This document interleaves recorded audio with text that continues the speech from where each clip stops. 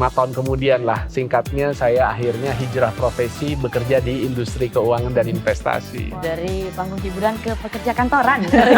Tapi sejak tahun 97 sampai tahun 2010 alias 13 tahun, nggak ada yang ngajarin saya tentang keuangan. Rata-rata UMR, ya udah hiduplah dengan gayanya orang UMR. Jangan paksakan untuk harus cicil mobil.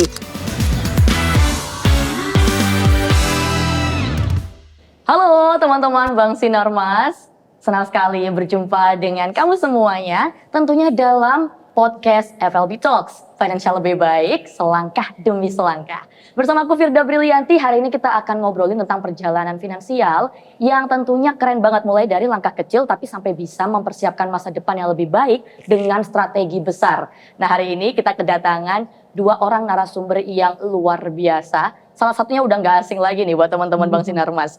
Yang pertama ada Bang Adrian Maulana, seorang financial planner dan juga CEO Finance End.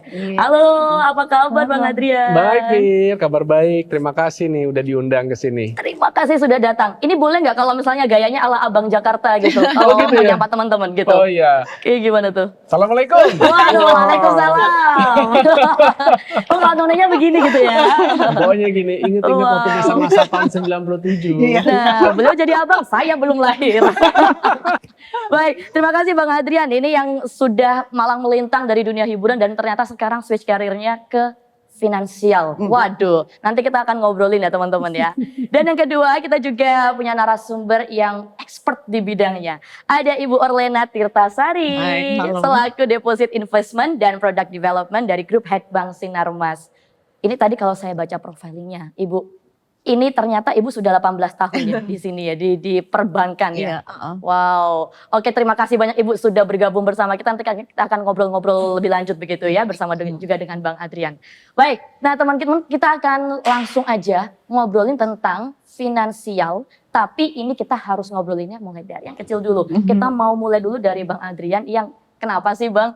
Ini orang-orang tahu Bang Adrian itu dulu itu pemain sinetron pernah, jadi presenter pernah. Dari dunia hiburan lah pokoknya.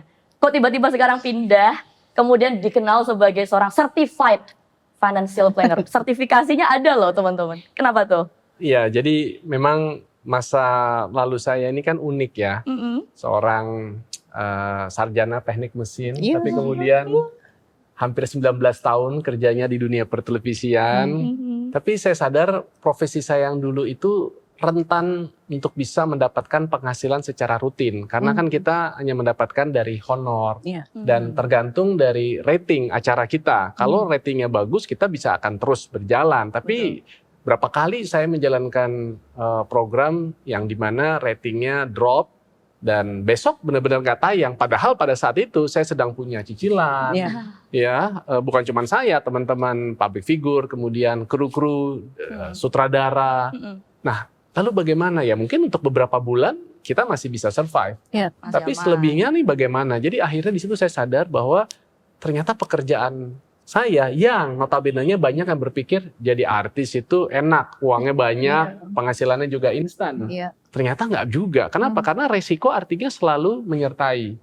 Gitu. Di situ akhirnya mungkin saya pada saat itu mulai berpikir bahwa pengetahuan terkait dengan keuangan ini mutlak untuk dipahami dan harapannya dikuasai, bukan hanya untuk mereka-mereka yang katakanlah punya latar belakangnya di ekonomi, akuntansi, melainkan oleh artis sekalipun, oleh politisi sekalipun, supaya apa? Supaya kita bisa harapan menjalankan bagaimana kehidupan itu dengan baik, ya harapannya sejahtera. Jangan pada saat kita lagi tenar, kita sepertinya wah berkecukupan. Tapi pada saat akhirnya sudah meredup ataupun juga bahkan sudah tidak bekerja lagi, lalu akhirnya, dan itu kan kita lihat banyak loh potret, mohon maaf ya, memang mereka-mereka yang mungkin belum membuat sebuah perencanaan yang matang dan belum pernah diimplementasikan, sehingga akhirnya pada saat waktu itu tiba, ya kita lihat mereka tidak punya proteksi, mereka tidak punya asuransi, dan pada saat usia sudah semakin menua, produktivitas kan jelas menurun. Kalaupun artinya kita masih dipakai, ya mungkin sudah jadi peran pembantu, otomatis apresiasi untuk bisa menghasilkan tidak pada saat dia mungkin lagi jadi peran utama kan, dia kira-kira betul. seperti itu. Nah ini kan ada gap, artinya kita tahu juga semakin lama kebutuhan orang rata-rata semakin meningkat, kemudian biaya juga apa-apa juga semakin meningkat. Nah ini bagaimana? Disitulah saya tertarik belajar. 2010 saya putuskan untuk memperdalam dunia pasar modal. Saya 2011 alhamdulillah sudah punya berbagai lisensi dari pasar modal kita. Kalau dulu yang mengeluarkan itu adalah Bapepam LK, Sekarang BPM ya? sekarang namanya OJK. Oh, OJK. Otoritas Jasa Keuangan. Kalau dulu Bapepam LK itu adalah Badan Pengawas Pasar Modal Lembaga Keuangan. Betul. Jadi mulai dari broker dealer, underwriter, sampai menjadi wakil manajer investasi atau fund manager. Tapi baru kemudian 5 tahun kemudian lah, singkatnya saya akhirnya hijrah profesi bekerja di industri keuangan dan investasi. Wow, dari panggung hiburan ke pekerja kantoran, kayak begitu ya. Baik, kalau ini yang switch career teman-teman. Tapi saya ini tertarik sama Ibu Orlen nih, karena mengalami 18 tahun di industri perbankan, terutama di bidang wealth management. Ini 18 tahun ditambah beberapa tahun lagi itu udah seusia umur saya loh, Ibu. Kenapa Bu, kok dengan waktu yang lama begitu masih tahan? Atau apa sih yang sebenarnya dicari? Oke, menurut saya tuh bagian perbankan yang saya tekuni selama 18 tahun itu di bagian wealth management, di financial planning tuh sesuatu yang sangat dekat dengan kita. Karena walaupun kita nasabah yang udah punya duit banyak maupun yang baru mulai karir, kita tuh semuanya membutuhkan perencanaan keuangan gitu. Jadi banyak hal yang bisa dikupas dari situ. Tadi Mas Adrian sempat nyebut soal proteksi, soal menabung dikit-dikit lah gitu. Mencoba dengan apa yang kita punya, kita mempersiapkan masa depan yang lebih matang. Makanya banyak hal yang perlu dibelajarin, banyak inovasi-inovasi baru di bidang keuangan, di bidang perbankan yang menyebabkan seru aja gitu. Udah 18 tahun tahu-taunya udah di bidang itu gitu. Wah, sih. Nggak tahu-taunya berarti berproses kayak teman-teman ya. Baik, berarti artinya ini saya bisa simpulkan kalau misalnya semua proses itu ada setelah kita mengetahui, udah sadar gitu loh. Pasti akan ada kejatuhan, akan ada krisis di kemudian hari. Makanya kita akhirnya langsung berani gitu, percaya diri untuk mempersiapkan finansial yang lebih baik. Tapi saya juga pengen tahu ini, kalau Bang Adrian sendiri sebenarnya kapan sih pertama kali gitu mulai sadar untuk harus mengatur keuangan, kemudian juga mungkin ada tantangan-tantangan tersendiri saat itu, boleh diceritakan? Ya jujur sebenarnya setelah menikah sih. Iya, saya ingat adalah mahasiswa Trisakti satu-satunya yang pada saat wisuda bawa istri.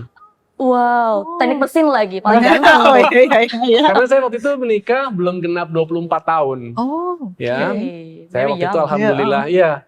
Jadi saya sudah lulus sidangnya itu kan di bulan Juli, tapi kan wisuda biasanya suka beberapa bulan mendatang ya. Saya ingat tanggal 20 Oktober tahun 2001 itu adalah hari wisuda saya. Kami akhirnya memutuskan menikah tanggal 15 Oktober. Wah. Jangan lupa ya nanti ya tanggal 15 Oktober. Oke. Happy wedding anniversary. Nggak terasa loh, udah 24 tahun loh. Wow. Iya, anak saya udah 23 tahun loh sekarang. Alhamdulillah. Yang paling gede ya? Yang paling besar. Tapi masih ada lagi yang kedua baru mau 11 tahun. Lumayan ya. Berarti ini fokusnya ke anak juga ini ya nanti. Jadi pada saat kita memutuskan untuk berani menikah di usia muda, kita kan tidak hanya berpikir lagi untuk bagaimana menghasilkan untuk diri kita, tapi juga bagaimana memberikan penghidupan untuk orang lain, pasangan hidup kita, terus kemudian anak-anak kita. Dan alhamdulillah setelah saya menikah 4 bulan istri saya kemudian hamil, terus tahun kemudian kita dikaruniai putri, 12 tahun kemudian baru yang kedua.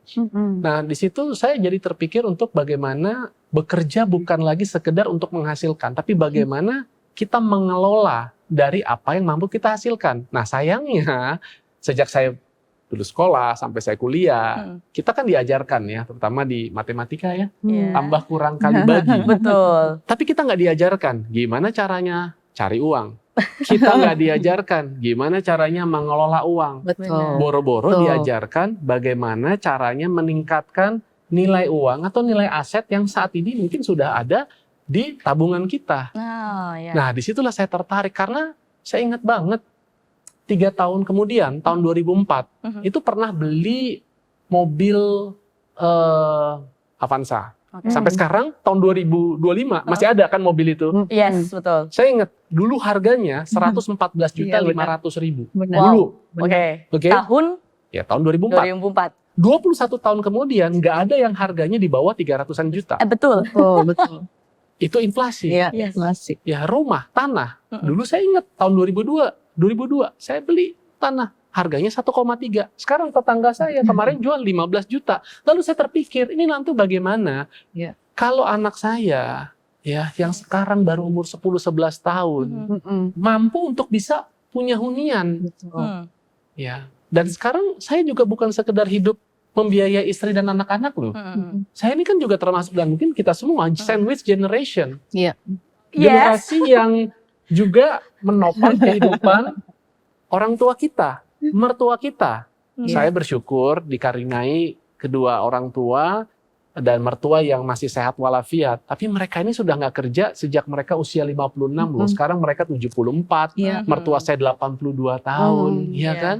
Kan sudah memang ya sewajarnya untuk kita membantu mereka. Ya, Tapi oke. tantangan kehidupan kita ini kan juga terus mengintai. Ada. Kenaikan harga-harga, kebutuhan apa-apa semakin mahal. Dulu saya cerita tadi kita pada saat sebelum ngobrol di sini, saya SMA nggak jauh dari sini ya, di Oke. SMA Pangudi Luhur. Itu Oke. uang sekolahnya 60.000.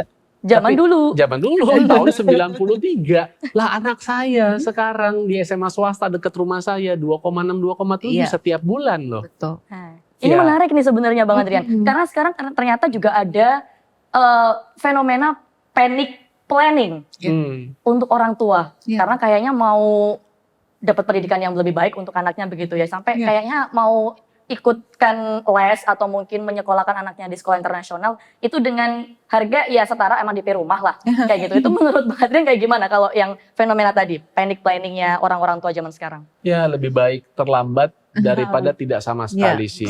Iya, saya juga kalau ditanya Bang Adrian, nyesel nggak baru mulai belajar keuangan di tahun 2009-2010, di mana pada saat itu saya sudah umur 30-an. Saya padahal udah punya penghasilan sejak Abang Jakarta tahun 97. Iya. Tapi sejak tahun 97 sampai tahun 2010 alias 13 tahun, nggak ada yang ngajarin saya tentang Iya. keuangan. Polanya. Nggak ada yang ngajarin saya untuk berinvestasi. Hmm. Iya kan? Kebetulan pada saat itu saya menjadi nasabah salah satu bank yang memang sudah ada produk investasinya. Ya mungkin dulu waktu pas 15 tahun, 18 tahun belum semarak sekarang ya. betul. Sekarang sudah cukup marak dan mudah lah dengan kemajuan teknologi digital. Bahkan orang nggak perlu ke bank lagi untuk bisa merapikan portofolionya dan memanfaatkan bahwa bank ini bukan hanya sekedar tempat untuk nabung atau pinjam uang, tapi juga bisa mengoptimalkan aset yang mereka miliki kan seperti itu. Nah, jadi akhirnya di situ saya tersadar bahwa semua di antara kita pasti punya tujuan. Tapi semua di antara kita belum tentu punya perencanaan yang matang. Oke. Nah, masalahnya punya perencanaan yang matang dan tahu tujuan, tapi tidak paham nih produk-produknya, tidak paham ilmunya, ya kan? Nah, akhirnya jadi kayak ada gap.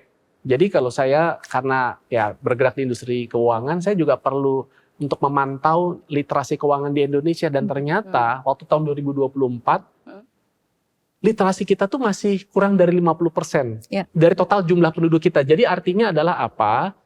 Lebih dari setengah penduduk Indonesia itu belum paham keuangan dan investasi. Tidak tahu menahu. Makanya wajar kalau kita lihat banyak masyarakat terjebak dalam yang namanya pinjol, judol, seperti itu. Ya online-nya nggak masalah karena itu memang sudah fitrahnya kemajuan teknologi saat ini. Tapi berapa banyak di sana yang ternyata mereka itu nggak legal, ya kan? Penyalahgunaannya ya. Penyalahgunaan. Dan masyarakat yang disasar adalah apa? Yang umumnya literasi rendah. Karena dipikir kalau mau kaya, ya bisa dengan cara yang instan. Nggak perlu uang banyak, contoh begitu. Belum lagi juga adalah apa? Menyasar kepada mereka-mereka yang punya banyak uang. Dalam hal ini biasa apa? Pensiunan. Ya, Anda kan udah nggak kerja, nggak bisa, tapi kan dia punya sejumlah uang pensiun. Keluar tuh yang namanya jaminan hari tuanya. Betul. Nah, mereka tuh menyasar mereka-mereka seperti itu. Jadi di sini makanya saya pikir perlu perhatian kita semua, bukan hanya dari pemerintah, tapi kita sebagai masyarakat juga harus memang berupaya untuk membangun kesadaran dari dalam diri sendiri dan ya saya karena diamanahkan menjadi figur publik dan mungkin cukup langka ya figur publik yang ingin memperdalam dunia keuangan dan investasi. Saya jadi merasa terpanggil ingin membagikan pengalaman-pengalaman saya yang berharga, karena bukan berarti saya nggak pernah bikin kesalahan, justru saya ini sudah pernah dan banyak melakukan kesalahan dalam keuangan dan investasi yang nanti saya ceritakan ke sini. Harapan saya adalah apa? Jangan sampai itu terjadi kepada orang lain. Dan saya nggak setuju kalau ada orang bilang, wah saya kepengen sukses kayak Bang Adrian, wajar dong kalau gitu saya ketipu sana, ketipu sini, dibohongin ini, bohongin itu, nanti jadi sukses. Itu namanya bodoh. Ya, nggak usah dilakuin ya. Benar-benar Belajar aja dari yang kesalahan sudah orang ya. lain gitu loh. Itu jauh lebih efisien, jauh lebih hemat, ya kan? Udah tahu ada lobang, masa kita mau nyemplung dulu katanya biar supaya sukses, jangan. Ya kita hindari, kita lompatin gitu kan.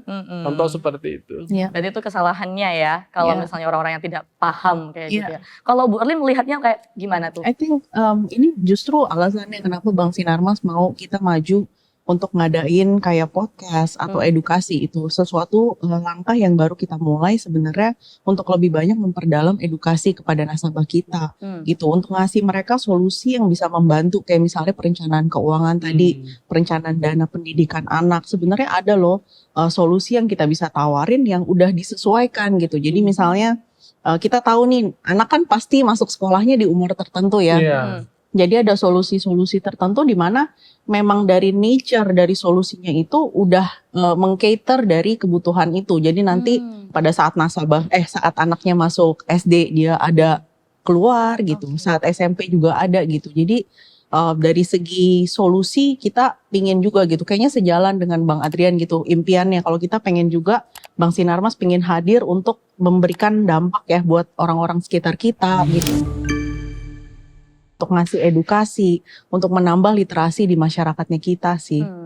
Berarti dengan adanya podcast ini semoga juga bisa menjadi edukasi tambahan ya buat teman-teman Bang Sinarmas yang pengen tahu nih caranya bagaimana untuk bisa mengelola uang dari awal. Nah, karena dari awal ini sebenarnya saya juga bingung nih, karena dulu awal baru lulus kuliah juga mendapatkan pekerjaan, gajinya sekian.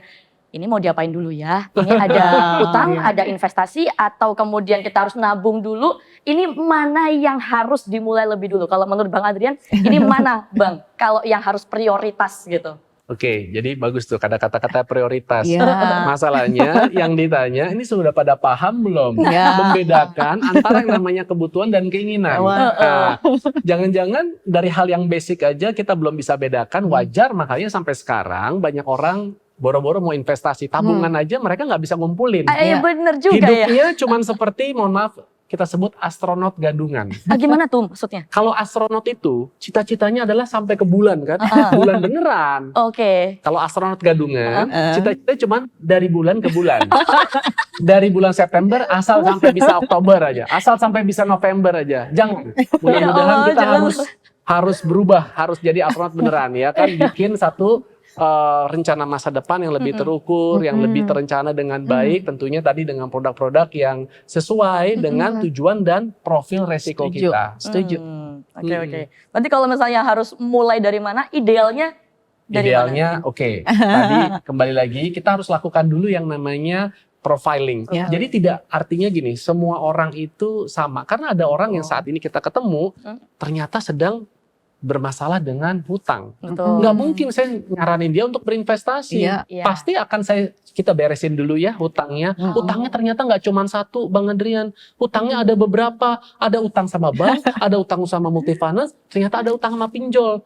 Pusing, ini gimana nih ngeberesinnya? Mana dulu yang harus diberesin, ya kan? Berarti ada skala prioritas. Ada yang misalnya, Bang, aku sekarang nggak punya utang, aku sekarang udah punya banyak tabungan. Oke, sekarang kemana? Nanti kita bisa akses sesuai dengan tujuan dan profil resiko kamu. Kamu harus isi tuh, ada kuesioner, ada pertanyaan. Misalnya contoh, kalau kamu misalnya aku tanya, misalnya, kalau misalnya kamu punya uang 100 juta, seandainya kamu berinvestasi, ada potensi kehilangan 10 juta. Kamu siap nggak? Wah, nggak bisa banget dia.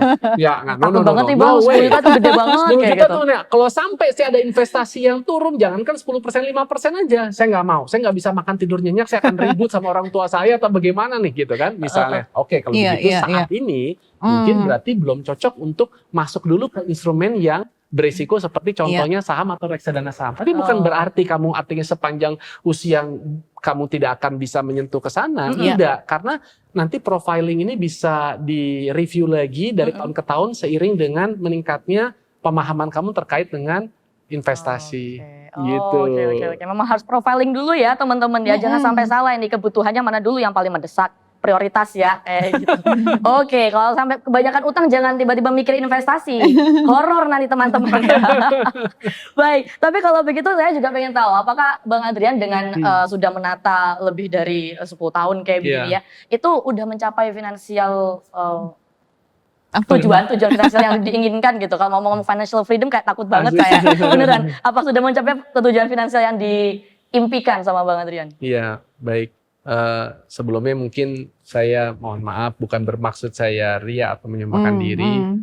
Financial freedom yang dimaksudkan adalah atau kebebasan finansial apabila seseorang ini dia bukan berarti tidak bekerja sama sekali, tapi dia bekerja sudah bukan tujuannya adalah semata-mata untuk mencari penghasilan. Kenapa? Karena penghasilan yang mungkin saat ini sudah dia dapatkan, entah itu dari passive income ataupun juga dari aset yang dimiliki, sudah mampu untuk menghidupi dia dan keluarga ya seumur hidupnya dia. Dan kalau saya ini ditanya, ya alhamdulillah, ya makanya mungkin saya akhirnya di tahun 2024 saya memutuskan untuk keluar dari korporasi, di mana memang saya hampir 8,5 tahun, hampir 9 tahun terakhir tuh saya hijrah profesi kan. Saya sempat bekerja di salah satu perusahaan manajer investasi ternama asal Inggris, lalu sempat juga di anak perusahaan BUMN, tapi lalu kemudian saya ingin lebih membagikan pengalaman dan semangat saya dalam mengedukasi masyarakat. Makanya saya membersamai brand-brand lokal. Saya sekarang tercatat sebagai CEO di Finance End, di mana itu adalah firma konsultan untuk bantuin teman-teman yang punya usaha agar bisa naik kelas. Dulu saya kan berpikir kalau kita pengen berkontribusi buat negara kita harus jadi pejabat, harus jadi anggota DPR gitu. Ternyata saya salah. Besar sekali gitu rasanya ya. Iya kan? Ininya, Tapi ternyata enggak. Semua di antara kita, tua muda, pria, wanita, artis, politisi, karyawan, profesional, semua kita bisa kok ya untuk berbuat buat negara kita. Ini bisa membantu untuk menggerakkan perekonomian kita dengan apapun bidang yang memang kita geluti. Makanya di sini kita perlu tingkatkan terus skill kita. Kita juga tadi harus punya tentunya niatan yang baik ya kan. Sama kemudian kalau buat saya sih selalu berorientasi jangka panjang. Nah karena saya sadar bahwa hidup kita ini kan bukan cuman sekedar buat kita aja, tapi juga buat mungkin pasangan hidup kita, buat anak kita. Makanya saya senang tuh dengan sesuatu yang sifatnya long term, sifatnya berinvestasi, sesuatu yang mungkin tadi kita sisihkannya saat ini, tapi baru memang buat kita nikmatinnya di masa yang akan datang. Atau bahkan bukan kita yang nikmatin, tapi mungkin nanti contoh kayak tadi kita ada singgungnya mengenai pendidikan anak. Contoh nih misalnya, kan saya punya anak yang sudah dewasa, alhamdulillah. Kalau dia sudah selesai lah, sekarang dia udah kerja sendiri, tinggal nanti saya ngantarkan untuk saya melepas kepada orang lain menikah ya. Tapi jangan buru-buru dong. Bapak aja masih pengen buru-buru. Daddy's little girl. Apalagi anaknya cewek 2 ya? 2, ya kan? Tapi yang kedua, yang baru mau 11 tahun. Kalaupun saya masih bekerja di korporasi, jadi artinya 7-8 tahun dari sekarang, saya kan udah pensiun. Anak saya baru umur 18 tahun. Baru masih ada ini ya. Setidaknya kan saya perlu antarkan dia sampai lulus sarjana S1 atau juga S2. Berarti kan harus ada 6 tahun lagi. Tapi saya sesehat-sehat apapun, 55-56 saya udah pensiun. Lalu bagaimana saya harus menghidupi mereka, harus kuliahkan mereka, minimal setidaknya bisa seperti kayak kakaknya, begitu kan? Nah disitulah saya akhirnya tersadar bahwa semua itu memang perlu direncanakan. Ada orang bilang, udah tawakal aja, lihat aja nanti besok seperti apa. Enggak, ini yang saya bilang, kita ini justru berbeda dari makhluk ciptaan Tuhan yang lain adalah kenapa kita diberikan akal untuk kita gunakan, ya kan? Oke, kita memang ada tadi ketawakalan, tapi kita harus gunakan untuk supaya apa? Kalau sampai artinya kita nih saat ini masih punya masalah, ada ruang kok buat kita untuk melakukan perbaikan-perbaikan. Contoh tadi yang saya mention adalah mengenai ada orang berutang. Nah, kalau tadi misal terkait utang dulu, nabung dulu, investasi dulu, mana nih Bang? Beresin dulu utang. Dari ilmu perencanaan keuangan yang aku pelajari 2016, Jadi alhamdulillah memang saya berkesempatan juga mengambil sertifikasi perencana keuangan standar internasional dari Amerika Serikat. Jadi di situ sebenarnya kuncinya tuh cuma 5. Yang pertama, kalau punya utang, lunasi dulu hutang-hutang konsumtif. Ya, artinya kenapa? Karena utang konsumtif itu umumnya memang dikenakan beban bunga yang lebih tinggi daripada utang produktif, benar ya? Betul. Kuncinya konsumtif ya Bang? Konsumtif ya. Karena utang konsumtif, contoh misalnya kartu kredit. Orang bilang, wah enak nih gue dapat ada kartu kredit dengan limit 100 juta. Itu bukan uang gratis, itu harus kita bayar dan bayar tepat waktu, karena kalau nggak kamu akan kena bunga. Ya, bunga kartu kredit 1,75% per bulan alias 21% per tahun. Ini kita udah bersyukur loh. Coba 15 tahun lalu, 1 bulan 3,75 alias 42% 1 tahun. Coba bayangkan, kita seneng nabung, cuman mungkin dapat 0,1% atau kita deposito, dapat mungkin 3%. Tapi kita punya habit untuk kemudian ya nggak apa-apa lah kalau kita bayar ya minimum aja, akhirnya kena bunga. Kan itu ada gap tuh, kenanya 21% sama kita cuma dapat 0 atau 1%. Nah, yang salah ini kalau sampai kita punya problem seperti itu, bukan banknya, bukan produknya, ya, tapi jangan-jangan cara kita yang belum pas dalam memperlakukan itu gitu loh. Itu adalah alat, ya ampun, orang suka bilang, wah marahin kartu kreditnya. Ya manusia itu suka mengkambing hitamkan sesuatu. Bukan kemudian dia coba mengevaluasi atas apa-apa perilaku yang selama ini dia salah lakukan gitu kan. Iya, betul. Padahal ternyata itu bisa membantu memudahkan kita pembayaran. Kemudian ada apa? Ada reward. Pada saat kita traveling, orang kan nggak nanya, kamu bawa duit berapa dolar? Enggak. Pada saat saya check-in, hotel tuh selalu mintanya, garantinya kan adalah credit card. Contoh seperti itu. Ya belum lagi sekarang ada poin-poin gitu ya kan. Kadang kan kalau misalnya kumpulin, bisa ada diskon di mana. Jadi sebenarnya itu fine-fine aja kok ya untuk kita bisa manfaatkan asal tepat. Yang kedua, bangun yang namanya emergency fund atau dana darurat. Namanya emergency fund, berarti ya boleh digunakan kalau keadaan darurat dong, ya kan? Nah, memang tiap orang berbeda-beda. Semakin banyak tanggungan dia, idealnya memang semakin banyak. Contoh misalnya buat teman-teman yang belum menikah, ya mungkin cukup 1-3 bulan. Tapi seperti saya yang sudah punya istri dan anak-anak, belum lagi ada orang tua, 12 bulan dari dana darurat itu ya is a must. Contoh misalnya pengeluaran saya setiap bulan let's say 30 juta. Ya berarti saya harus bangun dana darurat kurang lebih sekitar 360 juta. Tapi kalau saya sampai bisa punya uang 500 juta, nah jangan sampai 500 jutanya semua diem aja di tabungan. Mungkin cukup 300 sampai 350 jutanya dalam setara dengan tabungan atau deposito ataupun masuk ke dalam produk yang sangat-sangat konservatif, contohnya adalah kayak reksadana pasar uang ya, di Bank Sinarmas juga ada ya produk itu ya di divisi wealth-nya. Nanti bisa ngobrol lebih lanjut kalau kamu tertarik untuk bagaimana mengoptimalkan. Nah, tapi sisanya tadi yang 140-150 juta, nah itulah mungkin kita bisa tempatkan ke dalam instrumen investasi yang sesuai dengan profil resiko kamu. Contoh misalnya, Mas, aku kayak belum bisa yang ini deh, tapi kayaknya kalau yang relatif lebih moderat atau pendapatannya bahkan bisa tetap, kayaknya aku suka tuh gitu kan. Oh iya, berarti mungkin kamu bisa masuk ke dalam instrumen yang perpendapatan tetap. Contoh misalnya bisa beli surat berharga negara, atau misalnya beli obligasi korporasi, ataupun misalnya dengan reksadana pendapatan tetap yang artinya bisa kita belinya secara installment. Nah ini karena penting, karena banyak orang itu berinvestasi pikir cuma satu kali abis itu didiamin. Iya kan? Saran saya sih gitu dan pengalaman saya, berinvestasi itu bukan berapa besarnya, tapi seberapa rutin yang bisa kita lakukan untuk menjaga pertumbuhan kita, kekayaan kita dari waktu ke waktu. Intensitasnya ya. Karena kalau nggak, contoh nih, kita sedikit agak lompat ya, belum lama tahun 2020 kita kena namanya ada COVID-19. Itu kan banyak aset-aset yang harganya drop banget kan, saham ya kan. Kalau coba kita tahun 2019 baru beli, terus tahun 2020 apa nggak langsung drop tuh ya kan, bisa sampai 40-50%. Tapi kalau kita modelnya yang berinvestasi setiap bulan, pada saat turun kita masih punya uang, kita beli di harga murah. Sekarang harganya udah nyaris ke 8.000 IHSG contohnya, udah balik modal, balik untung lagi bahkan seperti itu. Jadi Ini juga tergantung strategi kita. Oke. Banyak sih sebenarnya, nanti kita bisa ngobrol deh lebih lanjut. Dari 5 tadi baru 2 loh. Ini abisin dulu utang konsumtif sama harus ada emergency fund. Berarti yang 3 lainnya ini nanti kita bahas dulu ya. 3 lain itu adalah sederhana, Disebutkan boleh. asuransi, artinya proteksi. Karena sesehat-sehat apapun kita bisa tetap mengalami sakit, bahkan bisa mengalami cacat, dan meninggal dunia. Ya semua yang pasti kita bernyawa, pasti kita akan berpulang. Tapi kalau sampai kita berpulang di masa istri dan anak-anak kita masih sangat membutuhkan support dari kita, dan pada saat itu kita nggak punya proteksi apa-apa, istri saya misalnya udah mau 50 tahun, dia mau kerja di mana untuk bisa menghidupi anak saya baru 10 tahun. Iya kan? Contoh seperti itu. Dan terakhir baru adalah berinvestasi, dan investasi sangat beragam, dari yang sangat konservatif sampai yang agresif. Kalau yang konservatif tadi saya sudah sebut, ada yang namanya pasar uang, ya.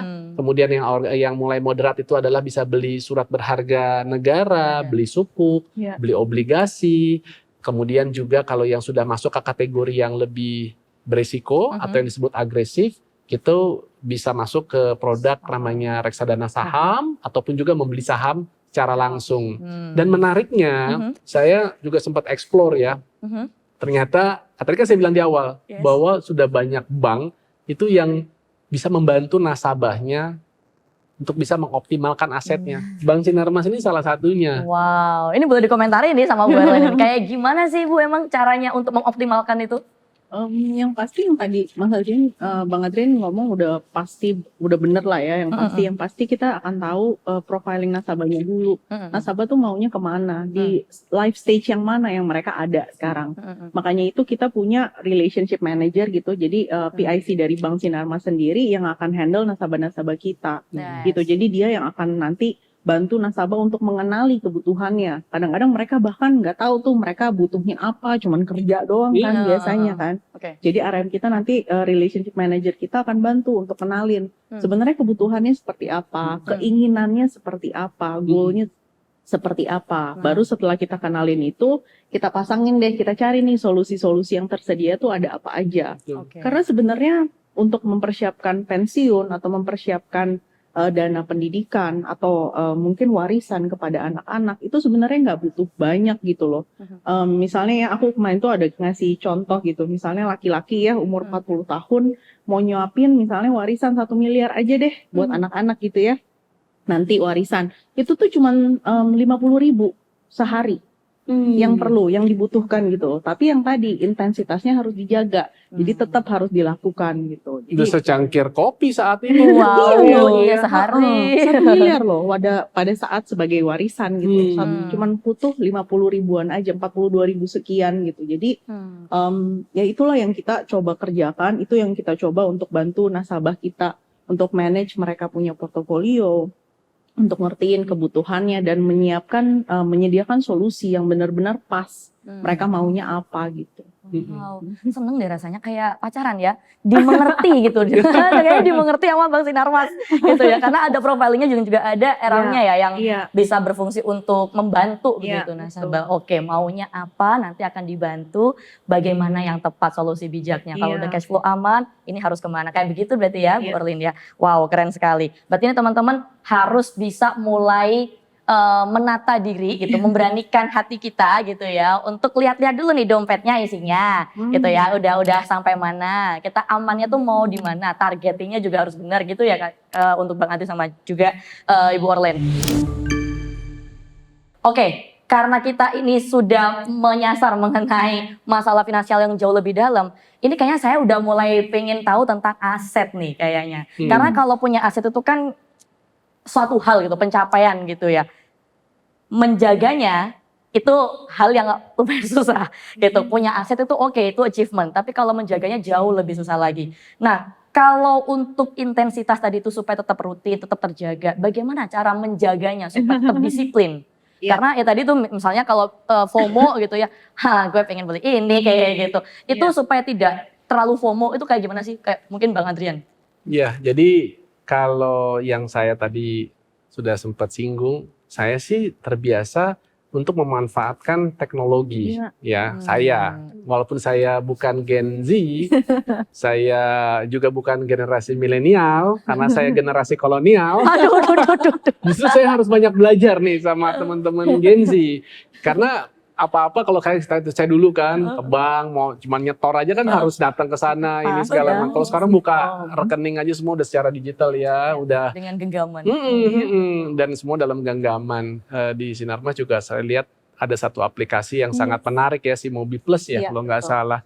Itu udah lengkap banget itu. Jadi mulai nabung, kemudian juga bisa buat berinvestasi. Nah, jadi kita lakukan secara rutin. Ya terserah, ada teman-teman misalnya seperti saya dulu kan kita gajian ya misalnya setiap tanggal 25. Ya udah, saya memang selalu punya komitmen gini, sisihkan bukan sisakan. Nah, nice. Bisa dibikin klip itu. Karena akan ada 1001 alasan yang membenarkan diri kita untuk nggak akan pernah buat nabung, untuk boro-boro mau investasi, ya kan? Lagi banyak keperluan, lagi pengen liburan, lagi mau ganti handphone, terus aja seperti itu. Pas lihat tabungan kamu berapa? Lah, kayaknya kamu punya kerjaan banyak, sana ke sini ngamen, sana sini jadi pembicara sana sini, ya kan? Jadi bukan seberapa besar penghasilan, tapi maksudnya juga harus seberapa rutin tadi kita alokasikan. Nah, supaya mudah, ya udah. Dan sekarang udah banyak loh aplikasi-aplikasi itu yang bisa di-set. Misalnya mau per tanggal 25, tanggal 1, sesuai kenyamanan kita. Dan besarannya pun juga bisa ditentukan. Apakah itu mau bahkan ratusan ribu juga bisa. Nggak harus terkumpul dulu uang 1 juta untuk bisa beli produk investasi. Enggak, kan tadi saya bilang ada reksadana. Betul. Ya reksadana itu bahkan bisa 10.000, 50.000. Ayolah, itu kan bahkan setara dengan secangkir kopi gitu. Setara parkir mobil. Iya. Jadi ini kan hanya sekedar apa ya, menurut saya merubah mindset dan perilaku kita gitu terhadap uang. Ya saya bukan bilang artinya teman-teman nggak boleh jajan. Saya juga jajan. Saya suka kopi banget. Dulu waktu zaman saya belum ngerti kopi, saya ngopi saset. Tapi setelah udah ngerti kopi, harus yang di grind dulu. Saya punya banyak teman-teman barista. Wah, ngopinya tuh harus yang benar-benar dari biji, ya kan? Tapi memang beda sih. Dari aromanya dan rasanya pasti beda lah ya. Ke kampung halaman saya yuk. Iya. Tapi kan harganya juga bervariasi kan. Dari mulai yang mungkin 20 ribuan sampai yang 60-70 ribu juga ada. Maksud saya untuk menikmati kopi, apa artinya kita harus ambil di level yang sampai 60-70, ya kan? Mungkin kita ambil nggak usah juga bawah, tapi mungkin yang di 20 ribu, 25 ribu, ternyata juga banyak kok kopi-kopi yang enak, contoh seperti itu. Atau kedua, misalnya yang saya tadinya terbiasa 2-3 kali ngopi, itu kan nggak berasa, mungkin udah 75-100 ribu untuk sekedar ngopi-ngopi aja. Ya mungkin saya batasin sehari mungkin cuman 1 kali. Kalau yang beli satunya lagi minta ditraktir gitu, maksudnya gitu kan? Itu kan bisa, juga gitu. Prinsipnya frugal living nih kayaknya. Tapi kan seperti itu. Sehingga penghematan di salah satu pos bisa kita alokasikan untuk kita tadi bangun portofolio misalnya investasi. Karena kan saya sadar hidup kita ini kan bukan cuma sekedar kebutuhan hari-hari. Untuk persiapin tadi pendidikan anak lah. Sekarang si Seza yang anaknya saya 10 tahun mau 11 tahun. Dia baru kelas 5 SD, berarti kan dia perlu SMP, perlu SMA, perlu S1, perlu S2. Kakaknya masih mau S2. Plus saya dan istri kan perlu menyiapkan lagi ada dana pensiun atau dana di mana pada saat nanti ya katakanlah saya udah pengen lebih banyak kegiatan sosial, saya kepengen traveling, saya lebih pengen mempersiapkan kehidupan yang sudah lebih beyond lagi daripada kehidupan dunia kan seperti itu. Tapi kan lifestyle kita tetap terus berjalan. Nah, itu aja saya baru bicara ada 6 kebutuhan terkait investasi yang harus saya siapkan dari sekarang. Jadi apalagi teman-teman yang baru menikah, belum punya tempat tinggal, ya kan? Berarti dia harus nyiapin buat nanti rumah, dia nyiapin pendidikan anak. Kalau 1 lah, anaknya 2, berarti kan harus SD, SMP, SMA, ya kan? Jangan-jangan udah belasan. Dan tadi di-mention sama Bu Erlen, pengen bisa punya, katakanlah warisan 1 miliar hari ini. Ya, September 2025. Cari rumah di bawah 1 miliar. Ya, jangankan di Jakarta deh. Saya tuh tinggal di pinggiran Jakarta, di Banten, di Tangerang Selatan. Rumah paling kecil 80 meter persegi itu 1,35 miliar. Bagaimana Anak saya, mohon maaf, yang gajinya mungkin saat ini dia masih UMR, di atas UMR sedikit aja, untuk bisa boro-boro beli rumah 1,3 M. DP-nya dulu deh 20%. 20% dari 1,3, 260 juta. Belum termasuk sama insurance-nya. Dia mencicil 10 tahun, dihitung dulu 10 tahun. Minimum dia harus punya 300-350 juta. Kalau dia cuma nyisihin dari gajinya dia 1 juta tiap bulan, kan perlu 300 bulan. 25 tahun. Coba contoh seperti itu. Ya, jadi memang di sini saya pikir kita perlu banyak kesadaran. Mohon maaf kalau kayak saya ngomongnya agak frontal. Bukan untuk nakutin teman-teman semua, tapi ini membangun kesadaran kita. Jangan sampai lalai, jangan sampai terlambat. Uang bisa dicari, tapi waktu nggak bisa kembali. Semakin dini kita mengambil keputusan, insya Allah akan semakin cepat kita untuk bisa membenahi mungkin segala permasalahan dan menyiapkan masa depan lebih cerah. Oke. Berarti harus mindful memang ya. Harus. Gak boleh lalai tadi itu teman-teman. Dan hidup ini harus dijalanin. Bukan disesali, apalagi diratapi. Mumpung ada acara-acara seperti ini, saya appreciate banget diundang. Saya senang banget untuk bisa berbagi. Karena banyak banget hal-hal yang kita bisa lakukan untuk bisa bantu masyarakat untuk lebih teredukasi secara finansial. Nah, kalau gitu sebenarnya apa sih kebiasaan sederhananya Bang Adrian gitu yang bisa berdampak besar ke keuangan keluarga dengan adanya tadi itu sudah mindful banget ngitung segala macam? Ya, saya jalani hidup ya secara wajar, nggak berlebih-lebihan. Meski alhamdulillah saya punya kelebihan, bukan lagi kecukupan gitu kan. Sebagai contoh, ya mungkin kamu suka lihat lah ya. Saya kadang-kadang suka berbagi pengalaman saya, kadang menggunakan transportasi publik gitu ya. Bukan berarti saya nggak punya mobil loh gitu. Saya punya 2 mobil alhamdulillah. Saya punya driver juga. Tapi ya lebih saya utamakan untuk antar anak saya sekolah, untuk istri saya mungkin ke berbagai aktivitasnya dia gitu. Sedangkan saya kan juga tetap harus beraktivitas. Tapi saya lihat dengan kondisi domisili saya di Tangerang Selatan, saya harus banyak commute itu di daerah Jakarta, dan kita tahu kemacetan. Tapi kan itu memang sudah kondisi yang harus saya hadapi. Saya nggak mau berarti kesel, saya mau stres. Berarti solusinya apa? Oh, saya coba mengambil satu langkah, yaitu saya menggunakan transportasi publik, ya kan? Dan ternyata bukan cuman saya nggak stres lagi, jadi nggak terganggu secara mental, tapi ternyata juga jauh lebih hemat, ya kan? Dalam berbagai kesempatan saya sering berbagi bahwa saya kalau dari Lebak Bulus kantor ke sini, ya kan? Atau bahkan saya ke kantor waktu itu di daerah CBD, itu hanya 11.000 naik MRT. Pulang pergi kan 22.000. Betul. Saya sambung misalnya saya pakai ojek online gitu, sekitar 30.000, 35.000. Ya kan, pulang pergi berarti 60.000. Berarti satu hari saya udah pergi pulang itu ya paling 100.000. Bayangkan kalau saya pakai misalnya mobil pribadi dan juga saya nggak pakai bahan bakar subsidi ya gitu kan. Itu ratusan ribu, belum lagi mobilnya harus parkir di salah satu mall di daerah SCBD, per jamnya 5.000. Saya sampai kantor 7:30, saya selalu balik kantor setelah maghrib jam 7. Per hari itu saya harus bayar parkir 50.000 untuk 20 hari kerja, itu 1 juta. Untuk sesuatu yang saya nggak pakai, nggak gunain, karena pada saat saya mobile harus ke klien, harus meeting, kan ada mobil kantor saya bisa pakai gitu kan. Kan itu salah satu efisiensi yang bisa kita lakukan. Dan ya tidak menurunkan standar hidup saya, iya kan? Cuman kan orang tuh memang lihat, oh masa sih public figure, masa sih CEO satu perusahaan, mana-mana memang nggak ada mobil pribadi, memang nggak ada gitu kan? Saya bilang ada. Ya, jadi saya sih ingin berbagi itu kepada masyarakat, ya saya aja yang alhamdulillah diberikan kecukupan, bisa kok menjalankan itu. Apalagi mungkin kadang-kadang di antara kita yang saat ini sedang berjuang, masih dalam menata keuangannya, tapi terkadang hidup itu karena persepsi orang terus kepada dirinya, atau kita sebut dengan istilah gengsi, ya kan? Padahal nanti kalau kita kesulitan dalam keuangan, terjebak dengan utang sana utang sini, nggak ada juga orang yang mau bantuin kita, ya kan? Emang kadang-kadang itu kita tuh yang mahal tuh bukan kebutuhan hidup, tapi gaya hidup. Nah, tepat banget. Jadi memang kayaknya harus mindful juga gitu ya, kebiasaan sederhana.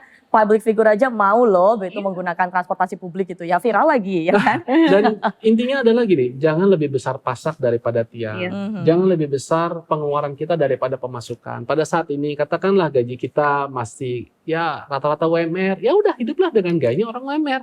Jangan paksakan untuk harus cicil mobil. Ya, Toh oke. kemana-mana ojek ada, yang berupa kendaraan juga ada, ya kan? Nanti besok gajinya bisa 2 digit. Oke. Ya pada saat kita udah mulai misalnya ada kebutuhan lain yang meningkat, tetap harus dijaga. Dan saya selalu berusaha menjaga, itu adalah pakai ada namanya rasio. Oke. Ya, rasio. Contoh misalnya saya punya pemasukan 10, ya, atau kita sebut aja persentase 100%. 10%-nya pertama saya selalu keluarkan dulu adalah untuk berbagi. Ya, kalau di teman-teman saya Kristiani ada yang namanya perpuluhan. Ya. Ya, kalau di Islam kan ada zakat, infak, sodakoh, ya ada 2,5%. Kalau sedekah atau infak bisa berapa aja. Katakanlah kita keluarkan 10%, kita masih punya 90%, kita masih kaya. Atau kedua teman-teman, Bang Adrian, nggak mungkin lah ya saya ini nggak sampai berutang, ya kan? Harga rumah berapa? Boleh kok berutang. Yang nggak boleh adalah nggak mau bayar utangnya. Iya kan? Bener. Tapi, nah ini tadi bicara rasio.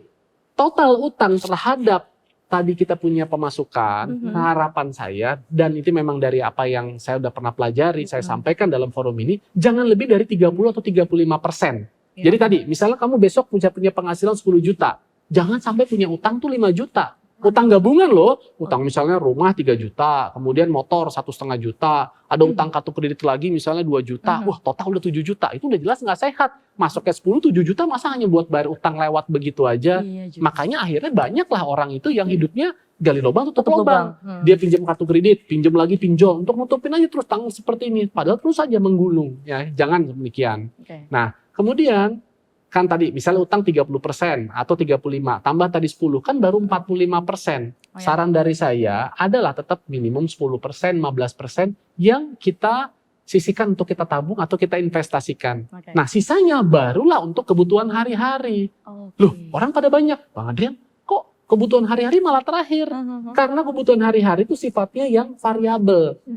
Kamu kepengen ngopi-ngopi cantik, ada yang harganya 10-20 ribu, tapi yang 60 ribu, 70 ribu juga ada. Kan begitu, pilihan.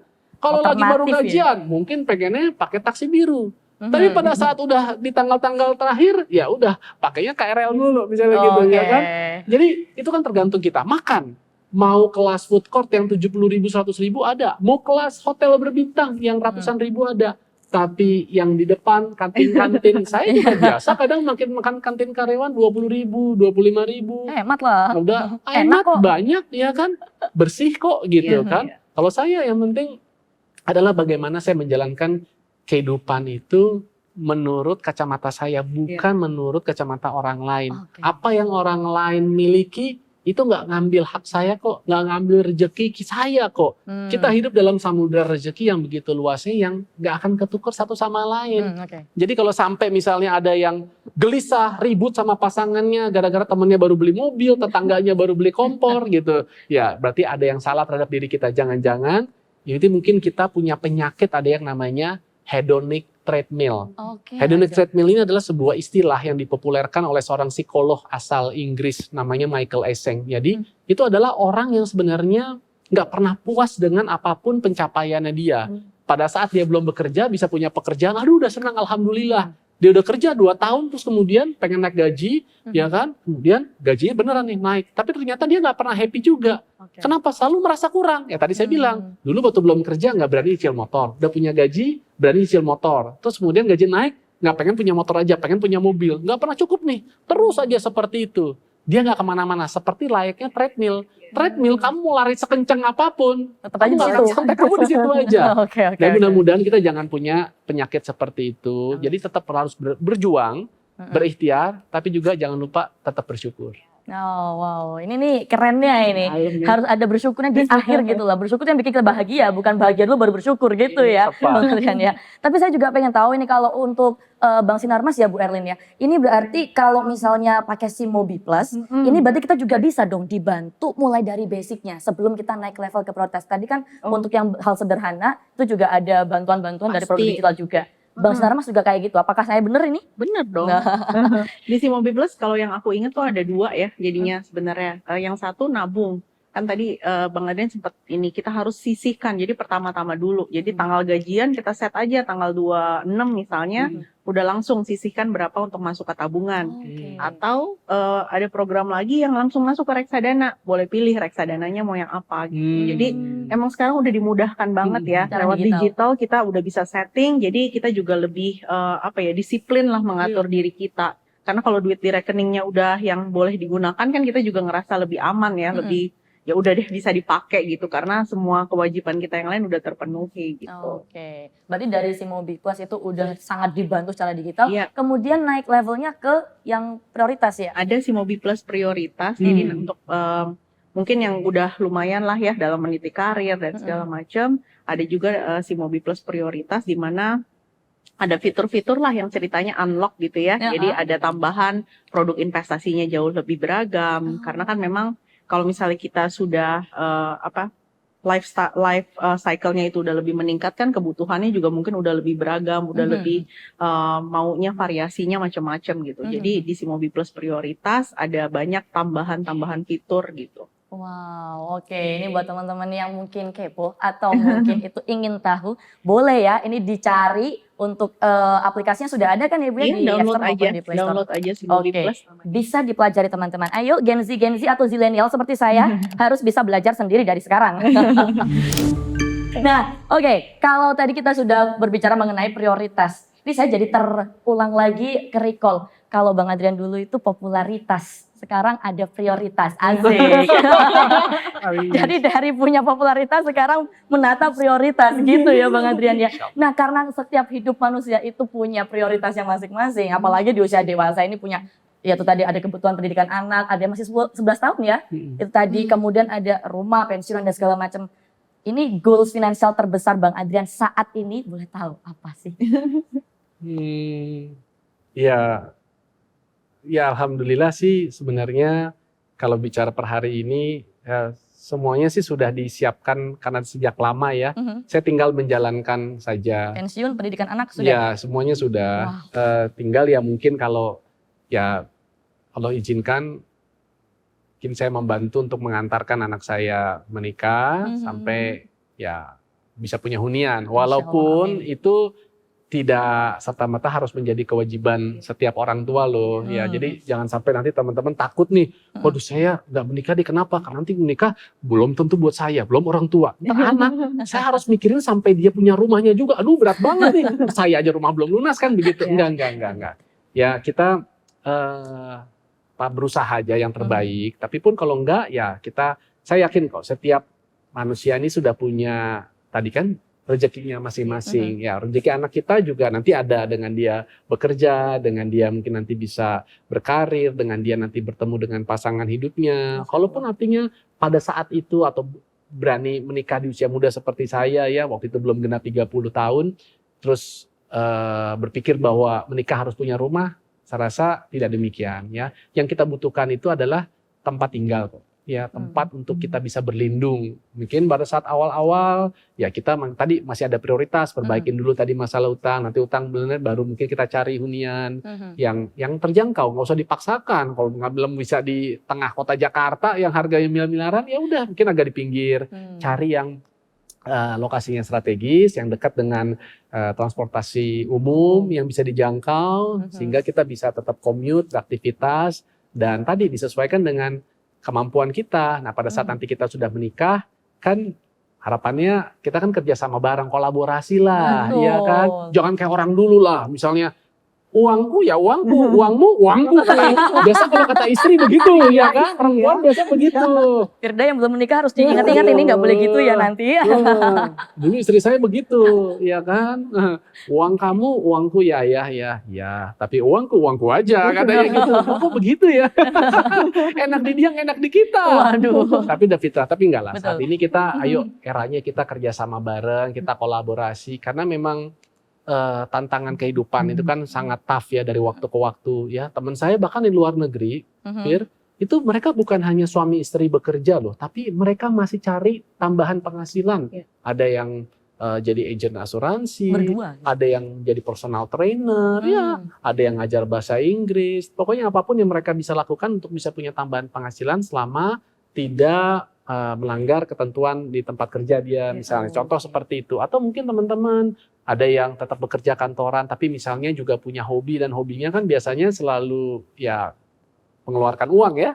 Nah mungkin hobinya ini bisa dipikirkan yang menjadi penghasilan. Ketimbang saya hanya sekedar beli-beli kamera yang harganya puluhan juta, lensa puluhan juta, habis ratusan juta, jebret-jebret foto objek ini nggak menghasilkan, ya mungkin proklamirkan diri. Misalnya saya sebagai seorang fotografer, atau saya seorang videografer, ya weekend saya bisa ambil misalnya side job, ya kan. Loh tapi kan saya kerja di perusahaan, ya kan. Ya teman-teman kan tadi saya bilang kalau nggak melanggar waktu terus kemudian diperbolehkan nggak menyalahi kepatuhan yang ada di kantor tempat di mana bekerja ya kan kita silakan supaya bisa mendapat penghasilan tambahan dan itu memang yang saya selalu motivate kepada anak saya ataupun juga kepada teman-teman terutama yang muda kalau kita punya merasa tantangan dalam keuangan jangan buru-buru selalu mikirin kencangkan ikat pinggang. Orang udah lobangan paling kecil nih.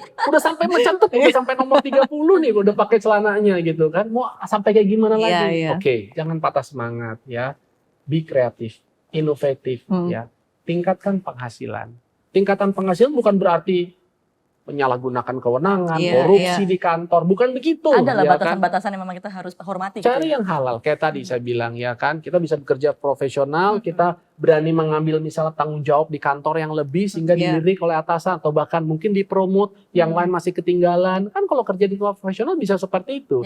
Betul. Jadi nggak melihat ini masih muda atau apa, tapi karena memang dia bisa memberikan yang lebih daripada apa yang diberikan oleh kantor itu jangan-jangan kita punya kesempatan untuk beli cepat. Kedua ya tadi sekarang kan udah di zamannya kita bisa jualan secara online, ya kan? Betul. Manfaatkanlah platform-platform ada. Teman-teman bisa bikin e-book, bisa jual. Teman-teman misalnya bisa bikin digital produk yang lain, bisa bikin e-course. Teman-teman bisa bahkan bisa jadi affiliate. Teman-teman bisa jadi tadi pengajar, ya.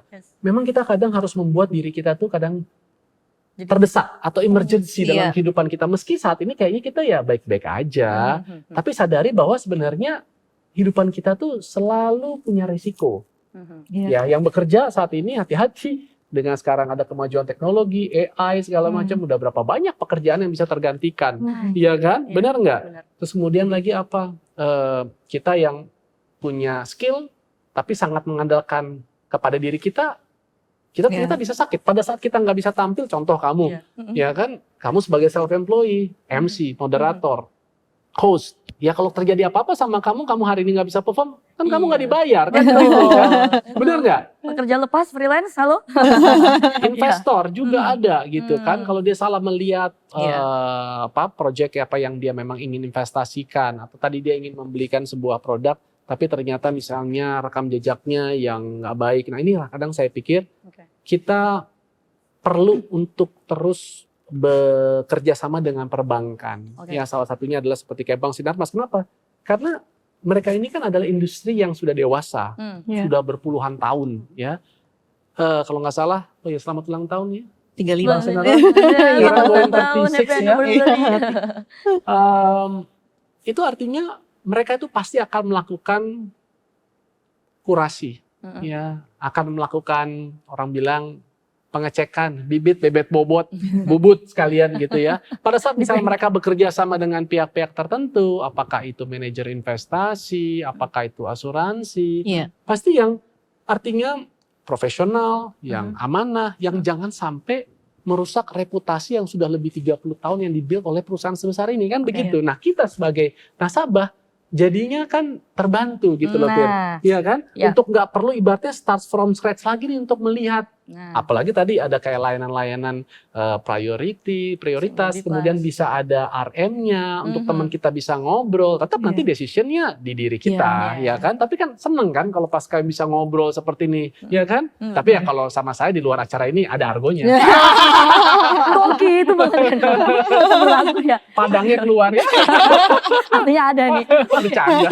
Tapi Bang Adrian, kalau misalnya sebagai nasabah nih, apa sih sebenarnya langkah konkret yang udah dilakukan sama Bang Adrian? Misalnya untuk dana pendidikan pakai reksadana atau mungkin di investasi atau di mana aja produk-produk atau portofolinya Bang Adrian? Oke, jadi kembali lagi kan kepada tujuan ya. Kalau yang sifatnya jangka pendek, silahkan tempatkan itu adalah di instrumen tabungan. Manfaatkanlah produk perbankan ataupun deposito. Tapi kalau punya tujuan yang lebih di atas 1 tahun, saran dari saya coba pertimbangkan untuk menggunakan produk-produk investasi dan juga proteksi, terutama bagi mereka yang katakanlah di sini sebagai sumber mata pencarian utama dalam keluarganya. Contoh sebagai seorang gitu ya? suami. Yang tadi saya bilang, kalau istri tidak bekerja tapi masih punya anak-anak, terjadi apa-apa sama suami, bagaimana kelangsungan istri dan anak-anaknya? Berarti di situ kita mungkin perlu nih untuk memiliki proteksi. Dalam hal ini adalah asuransi. Ada asuransi kesehatan, ada asuransi jiwa, banyaklah sebenarnya. Disesuaikan tadi secara prioritas. Kalau misalnya saat ini belum mampu dulu untuk yang jiwa, ya mungkin kesehatan. Atau misalnya sekarang kesehatan, alhamdulillah kan di Indonesia ada namanya BPJS, ya udah deh, saya akan fokusnya kepada jiwa. Dan itu lebih efisien. Kenapa? Karena kalau term life itu umumnya lebih efisien ketimbang yang memang dibanding dengan produk investasi. Contoh seperti itu. Nah, untuk yang investasi, ya kita mungkin bisa ambil tadi yang langsung, misalnya produk reksadana, lebih efisien ya. Cuman tadi butuh konsistensi. Tapi kembali lagi, no issue, ya kan? Kenapa? Orang ada toolsnya yang memungkinkan kita bisa secara rutin berinvestasi, ya kan?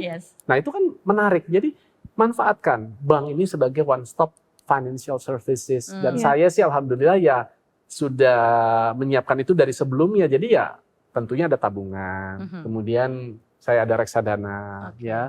Kalau memang sekedar untuk parkir, saya taruh reksadana pasar uang. Yang memang saya mau pakai untuk mungkin 3 bulan lagi, 5 bulan lagi, saya ke situ. Tapi kalau bicara pendidikan, jangan taruhnya namanya tabungan pendidikan. Tapi kita bisa taruh tadi misalnya kayak di proteksi yang bisa mengcover untuk biaya pendidikan anak, contoh. Atau misalnya tadi menyiapkan dana pensiun. Ya mungkin kita bisa bangun ke dalam reksadana. Cari reksadana yang untuk di performance-nya di 5 tahun itu bisa perform well.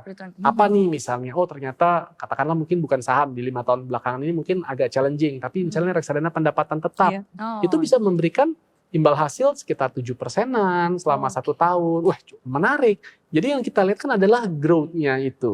Nah kalau kita tahu apa yang tadi kita butuh kemudian disesuaikan dengan profil resiko kita, nah tinggal kita manfaatkan tuh semuanya.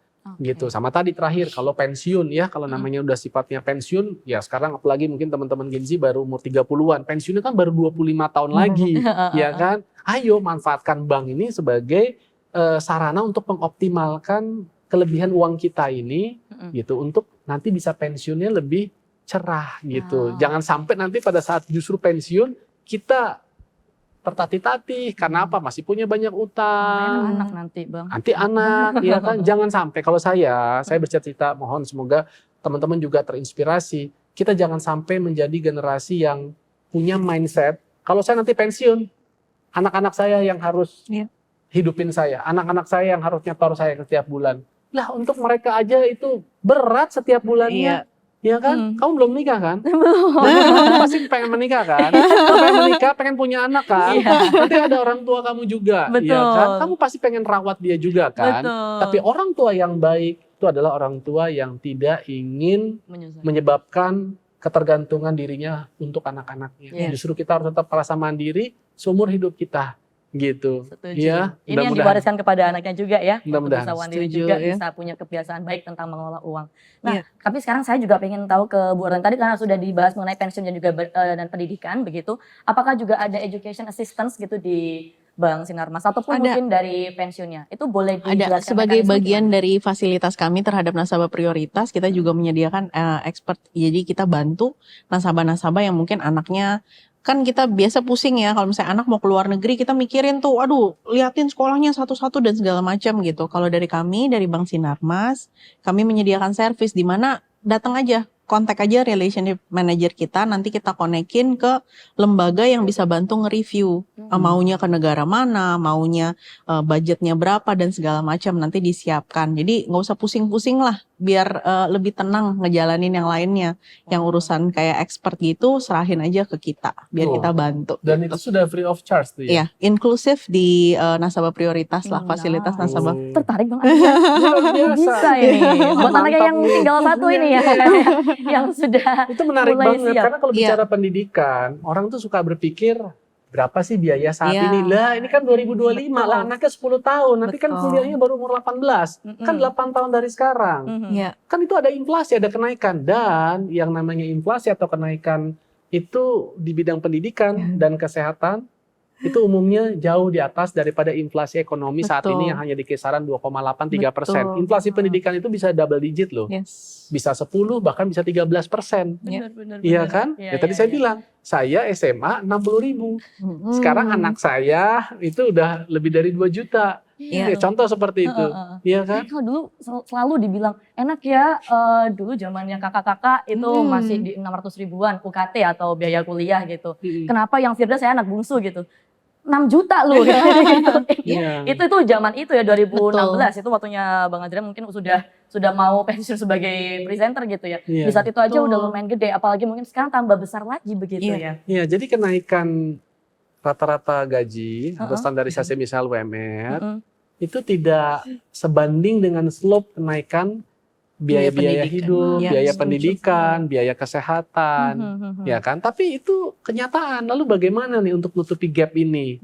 Nah, berarti artinya kita harus coba untuk mencari solusinya. Cari solusinya apa ya? Mungkin kita harus punya gaya hidup, ya kan? Yang memang harus lebih diatur, di-adjust sesuai dengan kemampuan kita. Tadi kita coba cari tambahan penghasilan dan lain sebagainya, gitu.